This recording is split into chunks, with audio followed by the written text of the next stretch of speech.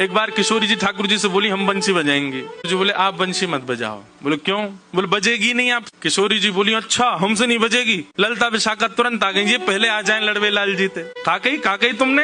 बोले मैं यूं कह रहा हूँ कि हमारी श्यामाजू बंसी ना बजा पाएंगी। अच्छा हमारी लाडली जू जब चले ना तो उनके पामन की नूपुर उनकी ध्वनि पे राग रागनी वारे वारे जामे, और तुम यूं कह रहे हो हमारी लाडली जी बंसी ना बजा पाएंगी।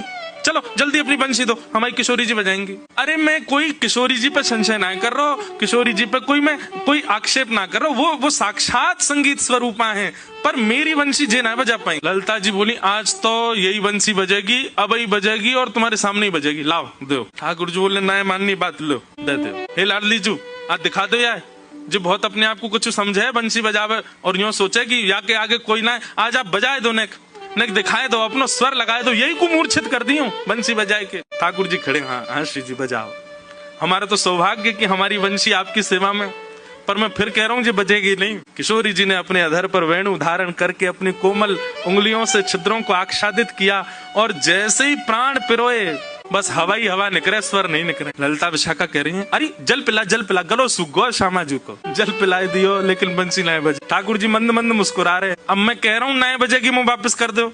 अरे श्यामाजू जी बहुत मायावी है, ये अपनी माया ते कछु कर सके, याने जरूर बंसी बांध दी होगी, याने बंसी को टोना टोटका करके बाकी स्वर सबरे अंतर ध्यान कर दिए, नहीं तो हमारी श्यामाजू कोई स्वर को, कोई संगीत के वाद्य को स्पर्श कर दे, अरे स्पर्श मात्र से बजन लगे, ये बंसी क्यों ना बज रही है। ठाकुर जी बोले पहले वंशी वापस करो फिर बताऊंगा। किशोरी जी ने वंशी वापस करी।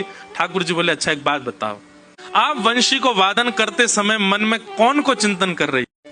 किशोरी जी बोली मैं तो कोई भी वाद्य बजाऊं आपको ही चिंतन करूं। बोले यही तो गलती कर रही हो, ये वंशी जो है ना हमारी अनन्य भक्त है। अनन्य को मतलब कहा होवे एक के अलावा दूसरे को ना भजे, और या वंशी में नित्य आपको ही चिंतन होवे, या वंशी में नित्य आपको स्मरण होवे, ये वंशी आपकी भक्ता है और आप या वंशी से मेरी भक्ति करोगी तो ये वंशी कैसे बजेगी।